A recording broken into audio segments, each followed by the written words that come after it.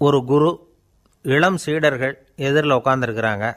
குரு பாடம் நடத்திக்கிட்டு இருக்கிறார். சீடர்களுக்கு ஒரு ஆசை, அதாவது ஒரு முக்கியமான மந்திரத்தை நம்ம குருநாதர்கிட்ட இருந்து கற்றுக்கணும் அப்படிங்கிறது அவங்க ஆசை. அது என்ன மந்திரம்னா, இறந்தவரை உயிர்ப்பிக்கக்கூடிய புனித மந்திரம், அதாவது செத்தவங்களுக்கு மீண்டும் உயிர் உண்டாக்குகிற மந்திரம். குருவே, தயவு பண்ணி அந்த மந்திரத்தை எங்களுக்கு உபதேசிக்கணும் அப்படின்னு கேட்டாங்க. அது ரொம்ப ஆபத்தானது, அது என்னத்துக்கு உங்களுக்கு வேண்டாமேன்னாராம் குரு.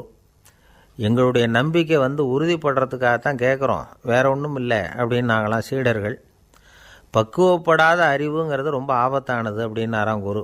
இது சீடர்களுக்கு புரியல. அது எப்படிங்க பக்குவப்படாத அறிவு ஆபத்தானதுன்னு சொல்கிறீங்க, அப்படின்னா என்ன அப்படின்னு கேட்டிருக்காங்க சீடர்கள். குரு அதுக்கு விளக்கம் கொடுத்தாராம். அந்த மந்திரத்தை எப்போ பயன்படுத்தணுங்கிறது முக்கியம். அதை அறியக்கூடிய ஞானம் ஏற்படுகிற வரைக்கும் அதை தெரிஞ்சுக்காமல் இருக்கிறது தான் நல்லது, இல்லைன்னா ஆபத்துன்னாராம். ஆனால் அந்த சீடர்கள் அதை கேட்குற மாதிரி இல்லை, ரொம்ப பிடிவாதம் பண்ண ஆரம்பிச்சுட்டாங்க. சரி வாங்க சொல்கிறேன்னார் குரு. எல்லோரும் வந்தாங்க. அந்த புனித மந்திரத்தை அவங்களுக்கு ரகசியமாக உபதேசம் பண்ணார். உபதேசம் பண்ணிவிட்டு அவங்களுக்கு எச்சரிக்கையும் கொடுத்தார். இந்த மந்திரத்தை நல்லா ஆராய்ச்சி பார்த்ததுக்கு அப்புறம்தான் உச்சரிக்கணும், அவசரப்பட்டு எதுவும் செஞ்சிடக்கூடாது அப்படின்னு ஒரு தடவைக்கு பல தடவை எச்சரிக்கை கொடுத்தார். சரின்னு சொல்லிவிட்டு அவங்கெல்லாம் மந்திரத்தை கற்றுக்கிட்டு எழுந்திரிச்சு போயிட்டாங்க.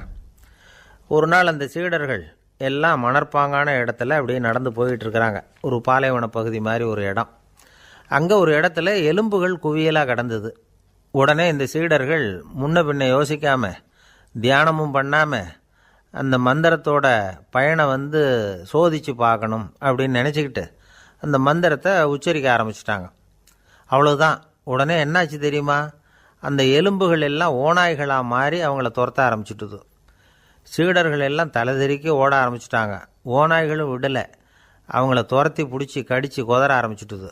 அப்போ தான் அந்த சீடர்களுக்கு குரு சொன்ன அறிவுரையோட அர்த்தம் புரிஞ்சுது. பக்குவப்படாத அறிவு ஆபத்தானது அப்படிங்கிறது. அதனால் இதிலேருந்து நாம் தெரிஞ்சுக்க வேண்டியது என்னென்னா, நாம் நம்ம அறிவை வளர்த்துக்கிட்டால் மட்டும் போதாது, அந்த அறிவை எப்போ எப்படி பயன்படுத்தணும் அப்படிங்கிற பக்குவமும் நமக்கு வரணும். அப்போ தான் வாழ்க்கை நல்லபடியாக அமையும், இல்லைன்னா இடைஞ்சல் தான். இந்த காலத்தில் சில சின்ன பிள்ளைங்களுக்கே அறிவு ரொம்ப பக்குவப்பட்டிருக்குங்கிறத உணர முடியுது. ஒரு சின்ன பையன் பள்ளிக்கூடத்தில் மார்க் லிஸ்ட்டு கொடுத்தாங்க, வாங்கிக்கிட்டு அவசரமாக வீட்டுக்கு ஓடினான். எதிரில் வந்த ஒருத்தர் கேட்டார், என்ன அவசரம், ஏன் இப்படி வேகமாக ஓடுறேன்னார். எங்கள் அம்மா கிட்ட அடி வாங்கணும், அதுக்காக தான் ஓடுறேன்னா. அடி வாங்கிறதுக்கா இவ்வளவு அவசரம்னார் அவர். அப்படி இல்லைங்க, நான் போகிறதுக்குள்ளே எங்கள் அப்பா வீட்டுக்கு வந்துட்டாருன்னா அவர்கிட்ட அடி வாங்க வேண்டியிருக்கும், அதை அவாய்ட் பண்ணுறதுக்காக இப்படி ஓடுறேன் அப்படின்னு நானான் அந்த பையன். ரொம்ப நாளைக்கு முன்னாடி ஒரு நாள் கோவலன் நாடகம் நடந்தது. எங்கள் மதுரையில் நடந்தது. அதில் ஒரு முக்கியமான கட்டம், கண்ணகி கிட்ட சிலம்பை வாங்கிக்கிட்டு அதை விற்கிறதுக்காக மதுரை நகருக்கு புறப்படுறான் கோவலன். அந்த சமயத்தில் கண்ணகி பாடுற மாதிரி ஒரு நாடக பாடல், நாடக ஆசிரியர் எழுதினது. அது என்ன பாட்டுன்னா, மா பாவியோர் கூடி வாழும் மதுரைக்கு மன்னா போகாதீர் என்று அப்படின்னு ஆரம்பிக்கும் அந்த பாட்டு. இதுதான் அந்த பாட்டு. இதை கண்ணகி மேடையில் பாடின உடனே கூட்டத்தில் சலசலப்பு. நம்ம ஊர்லேயே நமக்கு முன்னாடியே நின்றுக்கிட்டு மா பாவியோர் கூடி வாழும் மதுரை அப்படின்னு சொல்கிறாங்களே, என்ன தைரியம் அப்படின்னு எல்லாம் குழப்பம் பண்ண ஆரம்பிச்சிட்டாங்க. மக்கள் சத்தம் போட ஆரம்பிச்சிட்டாங்க. எதிர்ப்பு குரல் அது பாட்டுக்கு வர வர அதிகமாக போட்டுது. கொண்டுக்கிட்டு வா அந்த நாடக ஆசிரியரை, எழுதுனது யார் அப்படின்னு ஒரே சத்தம், கூச்சல். வேறு வழி இல்லை. மெதுவாக மேடைக்கு வந்தார் அந்த நாடக ஆசிரியர். 4 பக்கத்திலிருந்தும் கேள்வி கணைகள். மக்களை பார்த்து கொஞ்சம் அமைதியாக இருங்கோ அப்படின்னு சொல்லிவிட்டு தன்னுடைய விளக்கத்தை சொல்ல ஆரம்பித்தார் அந்த நாடக ஆசிரியர். மா அப்படின்னு சொன்னால் திருமகளாகிய லட்சுமி அப்படின்னு அர்த்தம். பா அப்படின்னா கலைமகளாகிய சரஸ்வதி. வி அப்படின்னா மலைமகளாகிய பார்வதி. மா பாவியோர் அப்படின்னா திருமகளும் கலைமகளும் மலைமகளும், இவங்க மூவரும் அப்படின்னு அர்த்தம். இந்த 3 பேரும் வாழ்கின்ற மதுரை புனிதம் நிறைந்தது, சகல செல்வங்களும் நிறைஞ்சது. அப்படிப்பட்ட ஊரில் நான் அணிந்து கொள்ளும் இந்த சாதாரண சிலம்பை யார் வாங்கிக்குவாங்க அப்படிங்கிற எண்ணத்தோடு தான் கண்ணகி அப்படி சொல்கிறா. அதை நினச்சி தான் நான் எழுதினேன். ஆகவே மதுரையை ரொம்ப சிரமப்படுத்தணும், ரொம்ப மோசமாக எழுதணும் அப்படிங்கிற எண்ணம்லாம் எனக்கு கிடையாது, பெருமைப்படுத்தணும்னு நினச்சி தான் அப்படி எழுதினேன் அப்படின்னு விளக்கம் கொடுத்தாராம். இந்த விளக்கத்தை கேட்டதும் எல்லாரும் ரொம்ப சமாதானம் ஆகிட்டாங்களாம். இப்படி விளக்கம் கொடுத்த அந்த நாடக ஆசிரியர் யார் தெரியுமா? அவர் தான் தமிழ் நாடக உலகின் முதல் ஆசான் சங்கரதாஸ் சுவாமிகள். அவருக்கு நகைச்சுவை உணர்வும் அதிகம். 1920ஆம் ஆண்டு திருநெல்வேலியில் அவர் தங்கியிருக்கிறார் நாடகம் நடத்துறதுக்காக.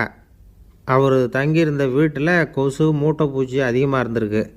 அவரால் தூங்கவே முடியல. அவர் அனுபவித்த தொல்லைகள் ஒரு பாட்டாக உருவாச்சு. வேடிக்கையாக ஒரு பாட்டு எழுதினாராம். மூட்டையும் கொசுவும் ஒரு வீட்டிலே மீட்டிங் போட்டால் முன்னே நிற்க யாரால் முடியும்? கொசு மோகன ராகம் போல சத்தம் போட்டு முன்னே நின்று செய்திடும் யுத்தம். இதை மறுநாள் நாடகத்தில் கோமாளி வேஷம் போட்ட ஒரு சிறுவனை விட்டு பாட வச்சுருக்கார். எல்லாரும் சிரித்து ரசித்தாங்களாம். சங்கரதாஸ் சுவாமிகள் கல்யாணமே பண்ணிக்கல, துறவி மாதிரியே வாழ்ந்திருக்கார். தமிழ் நாடக கலைக்கு தன்னையே அர்ப்பணம் பண்ணிட்டவர் அவர். 1922 நவம்பர் மாதத்தில் ஒரு நாள் புதுச்சேரியில் அவர் வாழ்க்கை முடிஞ்சுது. அப்போ அவருக்கு வயசு 55. சங்கரதாஸ் சுவாமிகள் நாடக ஆசிரியர் மட்டும் இல்லை, மேடை நாடக இயக்குனர், தயாரிப்பாளர், அவரே ஒரு சிறந்த நடிகர். ஒரு தடவை சாவித்திரி நாடகத்தில் இவர் யமதர்மனாக வேஷம் போட்டு நடிச்சிருக்கிறார். நாடகம் பார்த்துக்கிட்டு இருந்த கருவுற்ற ஒரு பெண்மணிக்கு பயத்தினால அங்கேயே குழந்தை பிறந்துட்டு தான். அந்த நிகழ்ச்சிக்கு அப்புறம் இவர் இந்த வேஷம் போடுறப்போலாம் ஜனங்களுக்கு முன்கூட்டியே எச்சரிக்கை கொடுக்க ஆரம்பிச்சிருவாராம். அதாவது அப்படி யாராவது பயப்படுறவங்க இருந்தால் கொஞ்சம் கண்ணை மூடிங்க அல்லது எழுந்திரிச்சு போடுங்கன்னு. நடிப்புன்னா அப்படிலாம் இருக்கணும். இந்த காலத்தில் நடிகர் ஒருத்தர் சொன்னார், சார் நான் இந்த நாடகத்தில் நடிக்கிறப்போ முகத்தில் நவரசங்களையும் காட்டி நடித்தேன், உணர்ச்சிகளை எல்லாம் நல்லா காட்டி நடித்தேன். அப்படி இருந்தும் ஜனங்கள் கல்லை எடுத்து மேடையில் வீசிவிட்டாங்க சார் அப்படின்னார். நாடகத்தில் உங்களுக்கு என்ன வேஷம் அப்படின்னு கேட்டாங்க. அது செத்து கிடக்கிற பணமாக நடித்தேன் சார் அப்படின்னார். என்னுடைய நண்பர் ஒருத்தர், அவருக்கு ஜாதகத்தில் நம்பிக்கை உண்டு.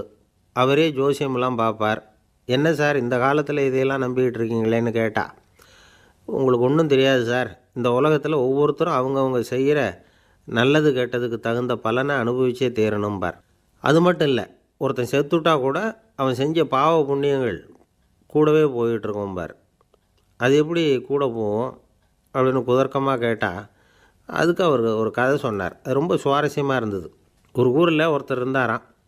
அவர் ஜோசியம் பார்க்குறதுல ரொம்ப கெட்டிக்காரரு. ஒருத்தருடைய தலைமுடியை மட்டும் அவர்கிட்ட காட்டினா போதும், அதை மட்டும் பார்த்துட்டு அவருடைய ஜாதகத்தையே சொல்லிவிடுவாராம். அப்பேற்பட்ட திறமை. அந்த ஆள் ஒரு சமயம் கன்னியாகுமரி கடற்கரைக்கு போயிருந்துருக்கிறார். அங்கே கரை ஓரமாக ஒரு மண்டை ஓடு கிடந்திருக்கு. அதை எடுத்து பார்த்துருக்கிறார். அந்த மண்டை ஓட்டை வச்சுக்கிட்டே அதோட ஜாதகத்தை அலசியிருக்கிறார்.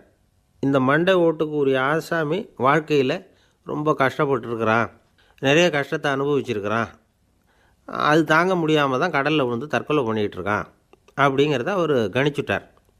இருந்தாலும் இந்த மண்டை ஓடு இன்னமும் அனுபவிக்க வேண்டியது பாக்கி இருக்குது அப்படிங்கிறதையும் அவர் உணர்றார். அது சரி, ஒருத்தன் உயிரோடு இருக்கிற வரைக்கும் தானே நல்லது கெட்டதை அனுபவிக்க முடியும். செத்ததுக்கு அப்புறமும் பாக்கி இருக்குன்னா அதை எப்படி அனுபவிக்கிறது?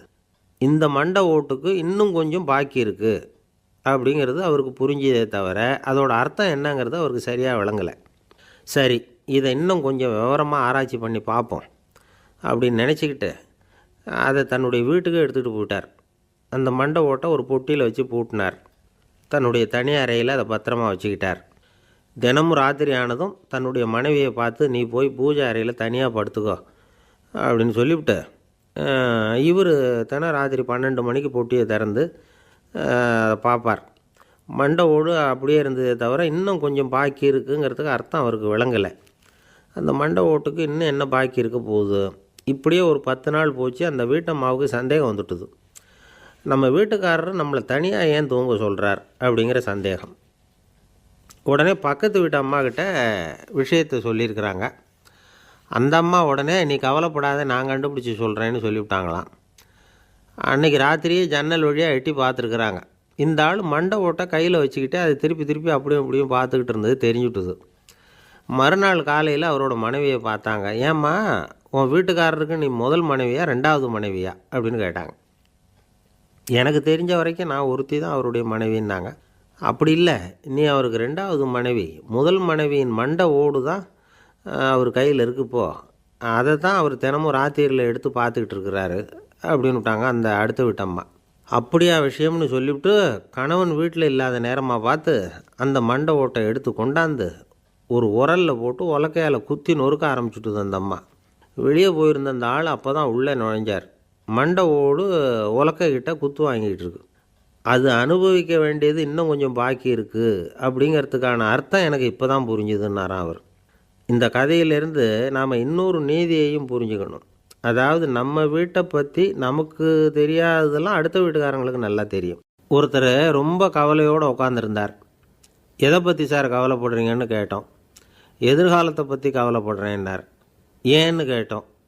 என்ன பண்ணுறதுன்னே தெரியல சார், எதிர்காலம் ஒரே இருட்டாக இருக்குது, பாதையே புரியலன்னார். இன்றைக்கி நம்ம இளைஞர்கள் பல பேருக்கு எதிர்காலம் இருட்டாக தான் தெரியுது. அவங்கெல்லாம் இந்த கதையை கொஞ்சம் கேட்கணும். ஒரு மலை அடிவாரத்தில் ஒரு சின்ன கிராமம்.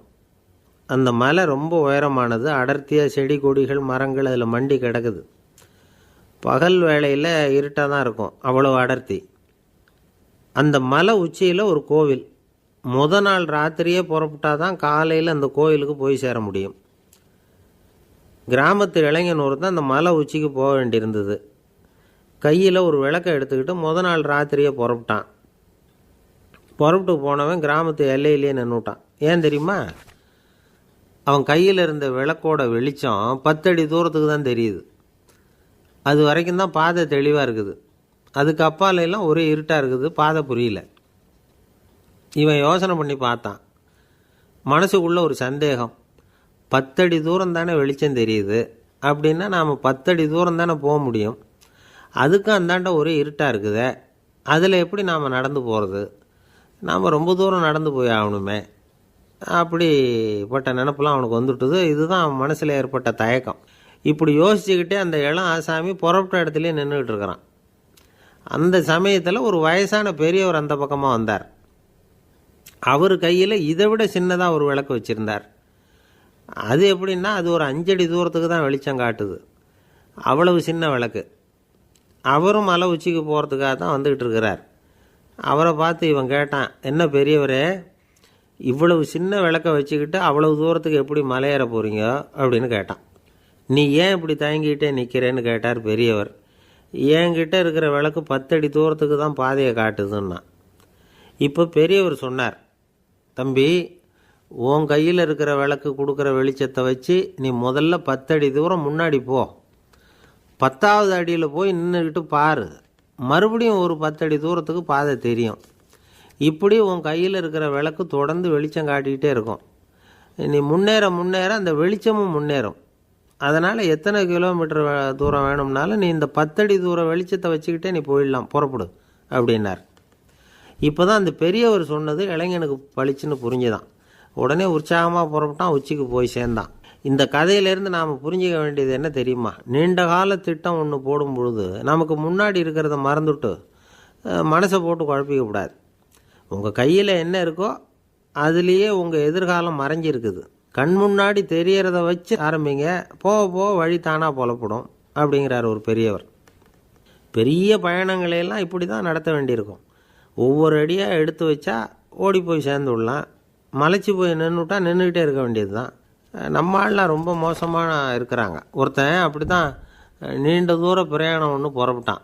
ரயில் போய்கிட்டே இருந்தது. கொஞ்சம் தூரம் போச்சு, பாதி வழியில் கையில் வச்சுருந்த டிக்கெட்டை காற்றுல விட்டுட்டான். ஐயோ, என் டிக்கெட்டு போயிட்டுதே அப்படின்னு கத்த ஆரம்பிச்சிட்டான். பக்கத்தில் இருந்த பெரியவர் அவனை பார்த்து பரிதாபப்பட்டு, கவலைப்படாத தம்பி, போனால் போகுது, வேறு டிக்கெட் வாங்கிக்கலாம் அப்படின்னு ஆறுதல் சொன்னார். அதுக்கு அவன் சொல்கிறான், சார், நான் அதுக்காக அழலை, அந்த டிக்கெட்டு கிடைச்சா தானே நான் எந்த ஊருக்கு போகணுங்கிறது எனக்கு தெரியும் அப்படிங்கிறான். ஒரு ஊரில் ஒரு ஆள் இருந்தான். அவனுக்கு ஒரே ஒரு மகள். அவளை நல்ல இடத்துல கட்டி கொடுக்கணும்னு ஆசைப்பட்டான். அதுக்காக மாப்பிள்ளை தேடிகிட்டு இருந்தான். அவன் கொஞ்சம் வசதியான ஆள், அதனால் நிறைய பேர் வந்தாங்க. இருந்தாலும் ஒரு நல்ல குணமுள்ள மாப்பிள்ளையாக இருக்கணும் அவன் எதிர்பார்த்தான். அப்படி இருக்கணும்னு தொடர்ந்து முயற்சி பண்ணான். கடைசியாக ஒரு 3 பேர் கிடைச்சாங்க. அந்த 3 பேரில் யாரை தேர்ந்தெடுக்கிறது, இதுதான் அவனுக்கு வந்த குழப்பம். இந்த நிலைமையில் ஒரு பெரியவரை தேடி போனான். அவர்கிட்ட தன்னுடைய பிரச்சனையை சொன்னான். அவர் கொஞ்சம் யோசனை பண்ணார். அதுக்கப்புறம் 3 பேரையும் கூப்பிட்டார். இதை பாருங்கப்பா, உங்கள் 3 பேருக்கும் 3 மாத கால அவகாசம் தர்றேன். நீங்கள் இப்போ போகலாம். 3 மாதம் கழித்து திரும்பி வரலாம். அப்படி வரும்பொழுது இந்த 3 மாத காலத்தில் நீங்கள் செஞ்ச நல்ல காரியம் ஏதாவது ஒன்று சொல்லணும். அதை வச்சு உங்களில் ஒருத்தரை நாங்கள் தேர்ந்தெடுத்துக்கிறோம் அப்படின்னு சொன்னாராம். 3 பேரும் சரின்னு சொல்லிவிட்டு திரும்பி போயிட்டாங்க. 3 மாதம் ஆச்சு. அதுக்கப்புறம் ஒரு நாள் திரும்பி வந்தாங்க. அவர் அவங்கள கூப்பிட்டு உட்கார வச்சார். அப்புறம் கேட்டார், இப்போ சொல்லுங்கள், இந்த 3 மாத காலத்தில் நீங்கள் செஞ்சுருக்கிற ஏதாவது ஒரு நல்ல காரியத்தை சொல்லுங்கள் அப்படின்னார். முதல்ல ஒருத்தன் எழுந்திரிச்சு நின்னான். ஐயா, எங்கள் அப்பா இறந்த பிறகு அவரோட கணக்கு வழக்குகளை எடுத்து பார்த்துக்கிட்டு இருந்தேன். அவர் ஒரு வியாபாரிகிட்ட 10,000 ரூபா கடன் வாங்கியிருக்கிறதாக எழுதியிருந்தார். அந்த வியாபாரியும் இப்போ உயிரோடு இல்லை. இருந்தாலும் அந்த வியாபாரியோட மகனை தேடி கண்டுபிடிச்சேன். கணக்கு புத்தகத்தை காட்டினேன். எங்கள் அப்பா உங்கள் அப்பா கிட்ட 10,000 ரூபா கடன் வாங்கியிருக்கிறதாக இதை எழுதியிருக்கிறார். அதனால் அதை திருப்பி கொடுக்கறதுக்காக வந்திருக்கிறேன். இந்தாங்க அந்த பணம் அப்படின்னு சொல்லி கொடுத்துட்டு வந்துட்டேன் அப்படின்னு நானும். இதை பெரியவர் கவனமாக கேட்டுக்கிட்டார். அதுக்கப்புறம் 2வது இளைஞன் எழுந்திரிச்சான். ஐயா, நான் போன மாதம் ஒரு நாள் ராத்திரி வேளையில் ஒரு காட்டுப்பாதை வழியாக எங்கள் ஊருக்கு போய்கிட்டு இருந்தேன். அந்த சமயத்தில் அந்த வழியாக வந்துக்கிட்டு இருந்த ஒரு வழிப்போக்கர்கிட்ட 4-5 திருடர்கள் வம்பு வளர்த்து அவர்கிட்ட இருந்த பொருளை எல்லாம் கொள்ளையடிச்சிக்கிட்டு இருந்தாங்க. நான் உடனே ஒரு குச்சியை எடுத்துகிட்டு ஓடினேன். அந்த திருடர்களை அடித்து விரட்டினேன். பொருளையெல்லாம் மீட்டு அந்த வழிப்போக்கர்கிட்ட ஒப்படைச்சேன். அவரை பத்திரமா அழைச்சிக்கிட்டு போய் அவர் வீட்டில் விட்டுட்டு வந்தேன் அப்படின்னு நானும். இதையும் பெரியவர் கவனமாக கேட்டுக்கிட்டார். அடுத்தபடியாக 3வது இளைஞன் எழுந்திரிச்சான். ஐயா, போன மாதம் ஒரு நாள் நான் ஒரு மலைப்பாதை வழியாக போய்கிட்டு இருந்தேன். மலைப்பாதை விளிம்பில் ஒரு மதகு கட்டை, அது மேலே ஒரு ஆள் படுத்து தூங்கிட்டு இருந்தான். அந்த பக்கம் தவறி உருண்டு விழுந்திருந்தான்னா அதில் பாதாளம். அது மலையடி வாரத்தில் போய் தான் விழணும், அவ்வளவு பள்ளம். அது தெரியாமல் அவன் பாட்டுக்கு தூங்கிட்டு இருந்தான். நான் உடனே அவன்கிட்ட ஓடி போய் குனிஞ்சு அவன் முகத்தை பார்த்தேன். அப்போ தான் புரிஞ்சுது, அவன் ஏற்கனவே எனக்கு தெரியும். அவனை எனக்கு நிறைய கெடுதல் பண்ணியிருக்கிறான், இடைஞ்சல் கொடுத்தவன். இருந்தாலும் ஐயோ பாவம்னு நினச்சி அவனை எழுப்பி பாதுகாப்பாக வேற ஒரு இடத்துல படுக்க வச்சுட்டு வந்தேன் அப்படின்னு நானும். பெரியவர் இதையும் கேட்டுக்கிட்டார். அதுக்கப்புறம் அவங்க 3 பேரையும் பார்த்து, நீங்கள் போகலாம், நாங்கள் யோசித்து முடிவு பண்ணி உங்களுக்கு சொல்லி அனுப்புகிறோம் அப்படின்னாராம். அந்த இளைஞர்கள் புறப்பட்டு போயிட்டாங்க. அதுக்கப்புறம் அந்த பெண்ணோட அப்பாவை பார்த்து சொன்னார், இந்த 3 பேருமே நல்ல பிள்ளைங்க தான், அதில் ஒன்றும் சந்தேகம் இல்லை. இருந்தாலும் இந்த 3 பேர் செஞ்ச செயல்களையும் ஒப்பிட்டு பார்க்க வேண்டியிருக்கு. முதல் இளைஞன் நேர்மைக்கு எடுத்துக்காட்டாக விளங்குறான். இந்த காலத்தில் இது மாதிரி இளைஞர்களை பார்க்குறது ரொம்ப கஷ்டம்தான். இருந்தாலும் அவன் கடமையை தான் செஞ்சான். 2வது இளைஞன் நல்ல வீரன், தைரியசாலி. ஒரு வீரன் எதை செய்யணுமோ அதைத்தான் இவன் செஞ்சான். இவன் ஒரு லட்சிய மனிதன். 3வது இளைஞன் தன்னுடைய பகைவனுக்கே உதவி செஞ்சுருக்கான். அவன் உயிரை காப்பாற்றியிருக்கிறான். பகைவனுக்கு அருள்வதுங்கிறது ஒரு சாதாரண மனுஷனால் செய்யக்கூடிய காரியம் இல்லை. பகையை மறக்கிறதும் பகைவனுக்கு அருள்வதும் தெய்வீக பண்புகள். அதனால் இவனையே உன்னுடைய மகளுக்கு ஏற்ற மாப்பிள்ளையாக தேர்ந்தெடுக்கலாம் அப்படின்னு சொன்னாங்களாம். ஒரு நல்ல நாளில் அவங்களுக்கு திருமணம் நல்ல விதமாக நடந்து முடிஞ்சுதான். இது சுவாமி சின்மயானந்தர் சொல்லியிருக்கிற ஒரு கதை. இதிலேருந்து நாம் புரிந்து கொள்ள வேண்டிய ஒரு கருத்து, நமக்கு கெடுதல் பண்ணவங்களுக்கும் நாம் நல்லது செய்யணும். ஆனால் நடைமுறையில் அப்படி நம்மளால் செய்ய முடியறதில்ல. அதுதான் சிக்கல். நம்மால் ஒருத்தங்கிட்ட கேட்டேன், ஏண்டா உன்னுடைய பகைவன் ஒருத்தன் அது மாதிரி ஒரு மலைப்பாதை மதகு கட்டையில் படுத்திருந்தா உடனே நீ என்ன நினைப்ப அப்படின்னு கேட்டோம். இது ஒரு அருமையான சந்தர்ப்பம்னு நினைப்பேன் அப்படின்னா. எதுக்குன்னு கேட்டோம். அவனை அந்த பக்கமாக உருட்டி கீழே தள்ளுறதுக்கு அப்படின்னா. ஒரு காடு, அங்கே புத்தர் அவர் பாட்டுக்கு நடந்து போய்கிட்டே இருக்கிறார். அவருக்கு பின்னாடி ஒரு குரங்கு, அதுவும் தொடர்ந்து வந்துக்கிட்டே இருக்குது. புத்தர் திரும்பி பார்த்தார். குரங்கு அப்படியே குதித்து உயர எழும்பி ஒரு கிளையில் போய் உக்காந்துது. ஏன் இப்படி பண்ணுறேன்னு கேட்டார் புத்தர். என்னை சாதாரணமாக நினைக்க வேணாம், நான் மகாமந்தி, என்னால் எல்லாம் முடியும், முடியாதுங்கிற வார்த்தையே என்னுடைய அகராதியில் கிடையாது, என்ன வேணும்னாலும் செய்வேன் அப்படின்னுது. அப்படின்னா ஒரு பந்தயம் வச்சுக்கலாமான்னார் இவர். ஓ வச்சுக்கலாமேன்னுது. வேறு ஒன்றும் இல்லை, இப்போ நீ மேலே எழும்பி அந்த கிளையில் உட்காந்தது மாதிரி அங்கேருந்து தாவி என் உள்ளங்கையில் உட்காரணும், அவ்வளவுதான் அப்படின்னார். அப்படி உட்காந்துட்டா என்ன பரிசு அப்படின்னு கேட்டது. அது சொர்க்கத்தில் இருக்கிற மாமன்னன் மரகத சக்கரவர்த்தியை என்னோட இருக்கும்படியாக கூப்பிட்டுக்கிறேன். அந்த சமயத்தில் அவருடைய அரியணை அங்கே காலியாகிடும், நீ அதில் போய் உட்காந்துக்கலாம். பந்தயத்தில் தோத்துட்டா ஒரு கல்ப காலம் இந்த பூமியில் வாழ வேண்டியிருக்கும், அதுக்கு பிறகு தான் என்கிட்ட வர முடியும், என்ன சொல்கிற அப்படின்னார். குரங்குக்கு தாவறது ஒரு பெரிய காரியமா? இது எனக்கு ரொம்ப சாதாரண விஷயம், என்ன இப்போவே தாவட்டுமா அப்படின்னுது. சரின்னு சொல்லி உள்ளங்கையை நீட்டினார். அவருடைய கை தாமரை இலை அளவுக்கு அப்படியே விரிஞ்சுது. குரங்கு சௌகரியமாக உட்கார்றதுக்காக. குரங்கு தாவறதுக்கு தயாராச்சு. அதுக்கு முன்னாடி ஒரு சின்ன யோசனை. அதுக்கு இந்த கிளையிலேருந்து அந்த கைக்கு தாவறது எனக்கு ரொம்ப அற்பமான ஒரு வேலை. இது ரொம்ப சாதாரணம். என்னுடைய கௌரவத்துக்கு இது சரியாக இருக்காது. அதனால் நான் என்ன பண்ண போகிறேன்னா, இங்கேருந்து கிளையிலேருந்து அப்படியே உயர எழும்ப போகிறேன். எழும்பி மேல் உலகம் போய் அங்கே ஒரு சுற்றிவிட்டு அதுக்கப்புறம் அங்கேருந்து நேராக வந்து இந்த கையில் உட்கார போகிறேன் அப்படின்னு நினச்சிது. என்ன யோசிக்கிற அப்படின்னார் புத்தர். ஒன்றும் இல்லை, இந்த பாயிரம் பார் அப்படின்னு சொல்லி தாவி உயர போயிட்டுது. கொஞ்ச நேரத்தில் வான உலகத்துக்கே போய் சேர்ந்துட்டுது. அங்கே போய் பார்த்தா அங்கே ஒரு 5 பளிங்கு தூண்கள் இளம் சிவப்பு நிறத்தில் நின்றுக்கிட்டு இருக்குது. குரங்கு நினச்சிக்கிட்டது, புத்தர்கிட்ட போய் இந்த பளிங்கு தூண்களை பார்த்தோம்னு சொன்னால் அப்படியே திகைச்சி போயிடுவார். இந்த தூணில் ஏதாவது அடையாளம் செஞ்சுட்டு போகணும் அப்படின்னு அந்த இடத்துல மிதந்துக்கிட்டே நினச்சிது. உடனே ஒரு தூணில் எழுதிச்சு. என்ன எழுதிச்சுன்னா, ஒரு மகா ஞானி இங்கே வந்துட்டு போகிறார் அப்படின்னு எழுதிச்சு. எழுதிவிட்டு அப்படியே கீழே தாவி வந்து புத்தரோட உள்ளங்கையில் உட்காந்துது. எப்படி பார்த்தீங்களா என்னுடைய வேலை? வான உலகத்துக்கே போய் அங்கே இருக்கிற 5 பளிங்கு தூண்களை பார்த்துட்டு அதில் நான் வந்த விவரத்தை எழுதி வச்சுட்டு அதுக்கப்புறம் இங்கே வந்திருக்கிறேன் அப்படின்னுது ரொம்ப பெருமையாக. அப்படியா அப்படின்னார் புத்தர். ஆமாம், சந்தேகமாக இருந்தால் வாங்க, அழைச்சிட்டு போய் காட்டுறேன் அப்படின்னுது அந்த குரங்கு. அதுக்கு தேவையில்லை, அப்படியே கொஞ்சம் கீழே குனிஞ்சு பார்த்து தெரியும் அப்படின்னார் புத்தர். அங்கே பார்த்தா புத்தரோட உள்ளங்கை தெரிஞ்சுது. நல்லா உத்து பார்த்துது.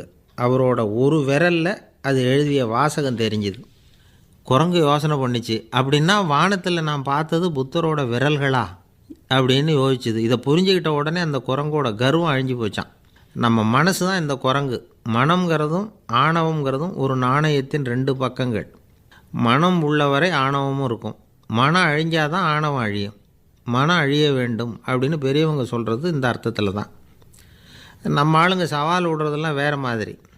ஒருத்தன் ஒரு வாய்க்காலை தாண்டுறேன்னு பந்தயம் கட்டி தாண்ட முடியாமல் வாய்க்காலில் விழுந்து காலை உடச்சிக்கிட்டு கட்டு போட்டுக்கிட்டு வந்தான். ஏன்டா அப்படின்னு கேட்டாங்க. நான் பந்தயம் கட்டின நேரம் சரியில்லை அப்படின்னா. எப்படிறான்னு கேட்டிருக்காங்க.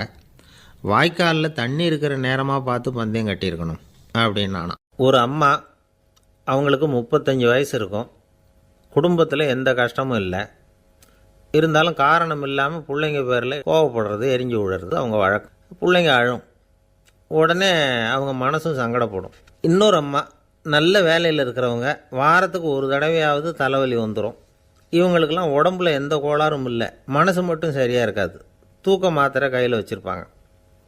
30-35 வயசுடைய பெண்களுக்கு சர்வசாதாரணமாக காணப்படுகிற மனக்கோளாறு இது. இதுக்கு பேர் மனவாட்டம், டிப்ரெஷன், மனமடிவு அப்படின்னு சொல்லலாம். இந்த நோய்க்கு அறிகுறி என்ன தெரியுமா? மனசில் வருத்தமான உணர்வு இருக்கும். அடிக்கடி அழலாம் போல தோணும். முன்னால எல்லாம் எந்தெந்த செயலில் ஆர்வம் இருந்ததோ அதெல்லாம் குறைஞ்சிரும், அல்லது சுத்தமாகவே ஆர்வம் இல்லாமல் போயிடும். சில பெண்கள் இளம் வயசில் பக்கத்தில் இருக்கிறவங்க கிட்ட கலகலப்பாக பேசுவாங்க. வீட்டை அலங்கரிக்கிறதுல ஆர்வம் இருக்கும். இப்போ அதிலெல்லாம் ஆர்வம் இல்லாமல் போயிடும். எந்த வேலை செஞ்சாலும் சீக்கிரம் களைப்பு அடைஞ்சுடுறது மாதிரி ஆகிடும். நமக்கு யாருமே உதவியாக இல்லை, நம்ம எல்லோரும் கை விட்டுட்டாங்க போல் இருக்குதே அப்படிங்கிற உணர்வுலாம் உண்டாகும். தன்னைத்தானே குறை சொல்லிக்குவாங்க. நாம் தப்பு பண்ணிவிட்டோம் போல் இருக்குதே அப்படின்னு தோணும். குற்றம் பண்ணிட்டதா நினச்சி கஷ்டப்படுவாங்க. பசி இருக்காது, தூக்கத்தில் தொந்தரவு இருக்கும். அடிக்கடி செத்து போடலாங்கிற உணர்வு வரும். தற்கொலை பண்ணிக்கலாங்கிற எண்ணம் உண்டாகும். சில பேர் தற்கொலை முயற்சியில் கூட ஈடுபடுவாங்க. சில பேருக்கு பலவிதமான உடல் வலிகள் இருக்கும், பலவீனம் இருக்கும், சீக்கிரமாக களைப்படைஞ்சு போடுவாங்க. இதெல்லாம் மனவாட்ட நோய்க்கான தன்மைகள். இந்த மனவாட்டம், அதாவது டிப்ரெஷனை 2 வகையாக பிரிக்கலாமா.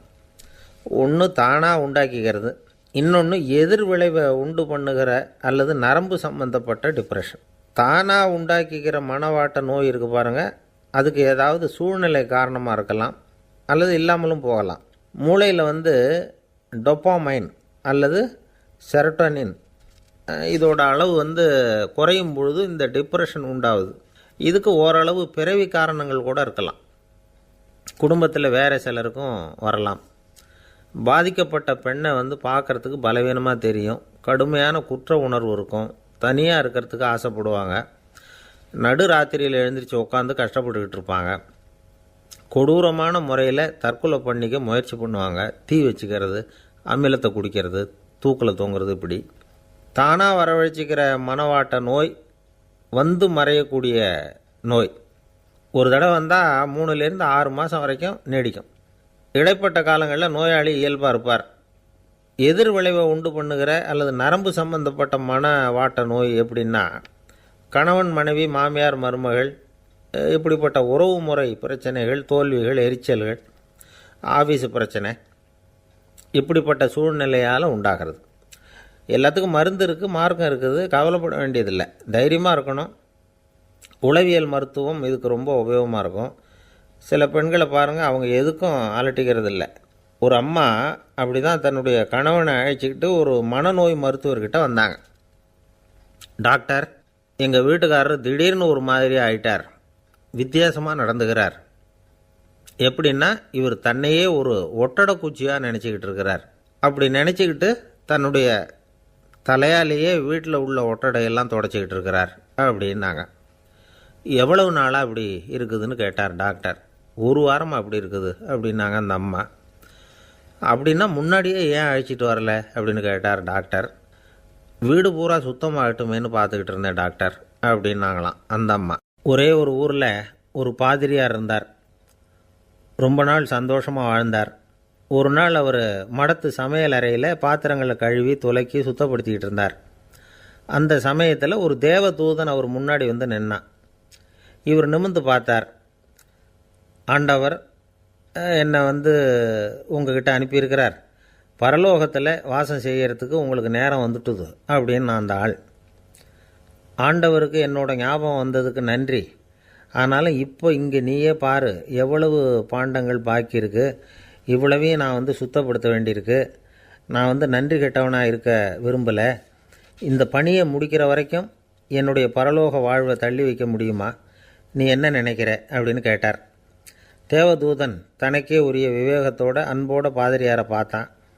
சரி, என்ன செய்யலாம்ங்கிறத அப்புறம் சொல்கிறேன் அப்படின்னு சொல்லிவிட்டு புறப்பட்டு போயிட்டான். ஒரு நாள் அந்த பாதிரியார் தோட்டத்தில் உள்ள களைகளை எல்லாம் ஒரு களை கொத்தியால் கொத்தி களை எடுத்துக்கிட்டு இருக்கிறார். அந்த சமயத்தில் இந்த தேவதூதன் மறுபடியும் அவர் முன்னாடி நிற்கிறான். பாதிரியார் பார்த்தார். இதை பாரு, இந்த தோட்டம் பூராவும் எவ்வளவு களை மண்டி கிடக்கு, பரலோகம் கொஞ்ச காலம் எனக்காக பொறுத்திருக்கலாம்னு நீ நினைக்கிறியா அப்படின்னு கேட்டார். தேவதூதன் சிரிச்சுக்கிட்டே மறுபடியும் மறைஞ்சிட்டான். மறுபடியும் அவர் களை எடுக்கிறது, தானிய களஞ்சியத்துக்கு வர்ணம் பூசுறது, இப்படிப்பட்ட வேலைகளில் ஈடுபட்டிருக்கார். இன்னொரு நாள் ஒரு மருத்துவமனையில் நோயாளிகளை கவனிச்சிக்கிட்டு ரொம்ப தீவிரமாக இருக்கிறார் அந்த பாதிரியார். ஒரு நோயாளியோட தாகத்துக்கு தண்ணீர் கொடுத்துட்டு நிமிர்ந்து பார்க்குறப்போ தேவதூதன் மறுபடியும் அவர் முன்னாடி நிற்கிறான். இந்த தடவை பாதிரியார் தன்னலமற்றவராக பேரன்பை காட்டக்கூடிய வகையில் தன்னுடைய 2 கைகளையும் உயர்த்தியபடி தேவதூதனின் கவனத்தை பிணியால் வாடக்கூடிய நோயாளிகளின் பக்கம் திருப்பினாராம். தேவதூதன் ஒன்றும் சொல்லலை, மறைஞ்சிட்டான். அன்னைக்கு சாயந்தரம் பாதிரியார் மடத்தில் உள்ள தன்னுடைய அறைக்கு போய் இளைப்பாறினார். யோசித்து பார்த்தார். தேவதூதனையும் தேவதூதனின் விருப்பத்தையும் பல நாள் தள்ளி போட்டு வந்ததையும் அவர் ரொம்ப நினச்சி பார்த்தார். திடீர்னு தான் முதுமை அடைகிறதையும் சோர்வு அடைகிறதையும் உணர்ந்தார். ஆண்டவரை நினச்சார். ஆண்டவரே, உம்முடைய தூதனை மறுபடியும் என்கிட்ட அனுப்புனா நான் சந்திக்கிறதுக்கு ஆவலாக இருக்கேன் அப்படின்னு சொல்கிறப்பவே தேவதூதன் பக்கத்தில் நின்னான். பாதிரியார் நிமிர்ந்து பார்த்தார். நீ இப்போவே என்னை அழைச்சிக்கிட்டு போக விரும்பினா நான் பரலோகத்துக்கு வர்றதுக்கு தயாராக இருக்கேன்னார். தேவதூதன் அந்த பாதிரியாரை அன்போடவும் விவேகத்தோடவும் பார்த்து, நீங்கள் என் கூட பரலோகத்துக்கு வர்ற தயாராக இருக்கிறதா சொல்கிறீங்க, ஆனால் நீங்கள் இது வரைக்கும் வேறு எங்கே இருந்ததா நினைக்கிறீங்க அப்படின்னானா. அப்படின்னா இது வரைக்கும் இருந்த இடம்தான் பரலோகம் அப்படிங்கிறத உணர்த்தியிருக்கிறான். பரலோகம்னா என்னென்னு புரிஞ்சுக்கிறதுக்கு இந்த சம்பவம் நமக்கு உதவியாக இருக்குது. தொண்டு செய்கிறத விட பெரிய செயல் வேறு எதுவும் இருக்க முடியாது. அது நம்ம மனசுக்கு கொடுக்குற சுகத்தை வேறு எதுவும் கொடுக்க முடியாது. நாம் தொண்டு செய்கிற இடம் தான் அந்த புண்ணிய இடம். ஆனால் இந்த காலத்துல எல்லாம் நாம் தொண்டு செய்யணும்னு நினச்சி ஏதாவது ஆரம்பித்தா கூட அதை ஒரு மாதிரியாக சுற்றி நின்று வேடிக்கை பார்க்க ஆரம்பிச்சிடுறாங்க. ஒரு பெரியவர் அப்படி தான் ஒரு தொண்டு செஞ்சுக்கிட்டு இருந்தார். ஒரு கோவில் கட்டிக்கிட்டு இருந்தாங்க. அதில் ஒரு இடத்துல ஒரு பலகையை வச்சு ஆணி அடிக்கிற வேலையை செஞ்சுக்கிட்டு இருந்தார் அந்த பெரியவர். ஒரு சின்ன பையன் அதை ரொம்ப ஊக்கமாக அக்கறையாக கவனிச்சிக்கிட்டு இருந்தான். பெரியவர் இதை கவனித்தார். என்னப்பா பார்க்குற, உனக்கும் இது மாதிரி தொண்டு செய்யணும்னு ஆசையாக இருக்கா அப்படின்னு கேட்டார். அதுக்கு அந்த பையன் சொல்கிறான், அப்படி இல்லைங்க, நீங்கள் ஆணி அடிக்கிறப்போ கையில் சுத்தியால் அடிச்சுக்கிட்டா எப்படி துடிப்பீங்க எப்படி கத்துவீங்கன்னு தெரிஞ்சுக்கிறதுக்காக அதை பார்க்கணும்னு ஆசை, அதுக்காக தான் காத்துக்கிட்டு இருக்கேன் அப்படின்னு நானும். ஒரு ஊரில் ஒரு ஞானி இருக்கிறார், ரொம்ப பெரிய ஞானி, ரொம்ப வயசாகிட்டுது. கடைசி காலத்தில் அவர்கிட்ட சில பேர் வந்தாங்க. உங்கள் குரு யார் அப்படின்னு கேட்டாங்க. அவர் நிமிர்ந்து பார்த்தார். எனக்கு ஆயிரக்கணக்கான குருமார்கள் உண்டு, அவங்க பேரெல்லாம் சொல்லணும்னா இந்த காலம் பத்தாது, ஆனால் முக்கியமான ஒரு 3 பேரை பற்றி மட்டும் உங்களுக்கு சொல்கிறேன் அப்படின்னாராம். அப்புறம் சொன்னார், அந்த 3 பேரில் ஒருத்தன் ஒரு திருடன். ஒரு சமயம் ஒரு பாலைவனம் வழியாக நான் போய்கிட்டு இருந்தேன். அப்போது வழி தவறி போய் ஒரு கிராமத்துக்கு போயிட்டேன். அது இருட்டு நேரம், நடுராத்திரி, ஊரே உறங்கி போச்சு. அந்த நேரத்தில் ஒரு ஆள் மட்டும் ஒரு வீட்டு சுவத்தில் ஏதோ பண்ணி உள்ளே நுழையிறதுக்கு முயற்சி பண்ணிகிட்ருக்கிறான். அவங்கிட்ட போய் நான் இன்றைக்கி இங்கே எங்கே தங்க முடியும் அப்படின்னு கேட்டேன். அதுக்கு அவன், இந்த ராத்திரி வேளையில் அது ரொம்ப சிரமம், ஒரு திருடனோட உங்களால் தங்க முடியும்னா நீங்கள் என்னோட தங்கலாம் அப்படின்னா. நான் அவங்க கூட 1 மாதம் தங்கியிருந்தேன். ஒவ்வொரு நாள் ராத்திரியும், இப்போ நான் என்னுடைய வேலைக்கு போகிறேன், நீங்கள் ஓய்வு எடுத்துக்கோங்க அப்படின்னு சொல்லிவிட்டு போவான். அவன் திரும்பி வந்த உடனே உனக்கு ஏதாவது கிடச்சிதான்னு நான் கேட்பேன். அதுக்கு அவன், இன்றைக்கி ராத்திரி ஒன்றும் இல்லை, நாளைக்கு மறுபடியும் முயற்சி பண்ணுவேன் அப்படின்பா. எப்பவும் அவன் நம்பிக்கை இழந்ததே கிடையாது, எப்பவும் சந்தோஷமாகவே இருப்பான். நானும் ரொம்ப காலமாக தியானம் பண்ணிக்கிட்டே இருந்தேன், ஒன்றுமே நடக்கலை. ஆனால் நான் என்ன பண்ணேன் தெரியுமா, மனசு வருத்தப்படும், நம்பிக்கை இழந்துருவேன். அப்போல்லாம் அந்த திருடனுடைய விடாமுயற்சி தான் ஞாபகத்துக்கு வரும். அதனால் அந்த திருடன் எனக்கு ஒரு குரு. என்னுடைய 2வது குரு யாருன்னா அது ஒரு நாய். இது எப்படின்னா, ஒரு சமயம் எனக்கு ரொம்ப தாகமாக இருந்தது. ஒரு நதியை நோக்கி போய்கிட்டு இருந்தேன். அப்போ ஒரு நாயும் வந்தது, அதுக்கும் தாகம். ஓடி வந்து ஆற்றை பார்த்துது. அதோட நிழல் வந்து ஆற்றுல தெரிஞ்சுது. அதை பார்த்ததும் பயந்துட்டுது. அதாவது அது தன்னுடைய சொந்த உருவத்தையே கண்டு பயந்தது. அதை பார்த்து குறைக்குது, திரும்பி ஓடிச்சு. ஆனால் அதுக்கு தாகம் அதிகமாக இருந்ததுனால அது மறுபடியும் திரும்பி வந்தது. பார்த்தா மறுபடியும் தண்ணியில் நாயோட உருவம் தெரியுது. இப்படி சில தடவை பண்ணிச்சு. இருந்தாலும் கடைசியில் தண்ணியில் குதிச்சுட்டுது துணிஞ்சி. இப்படி குதித்த உடனே அதோட உருவமும் மறைஞ்சுட்டுது. இதை பார்த்தேன். நான் என்ன புரிஞ்சுக்கிட்டேன்னா, எவ்வளவு தான் பயம் இருந்தால் கூட ஒருத்தன் தைரியமாக காரியத்தில் இறங்கணும் அப்படிங்கிறத புரிஞ்சுக்கிட்டேன். இந்த போதனை அந்த நாய்கிட்ட இருந்து எனக்கு கிடைச்சிது. இது ஒன்று. அடுத்தது என்னுடைய 3வது குரு யாருன்னா அது ஒரு சின்ன குழந்தை. நான் ஒரு சமயம் ஒரு நகரத்துக்கு போனேன். அங்கே ஒரு குழந்தை எரிகிற மெழுகுவத்தி ஒன்று எடுத்துக்கிட்டு வந்தது. நான் அந்த குழந்தைய பார்த்து வேடிக்கையாக கேட்டேன், ஏன் பாப்பா, இந்த மெழுகுவத்தியை நீயாவே கொளுத்துனியா அப்படின்னு கேட்டேன். ஆமான்னுது அந்த குழந்தை.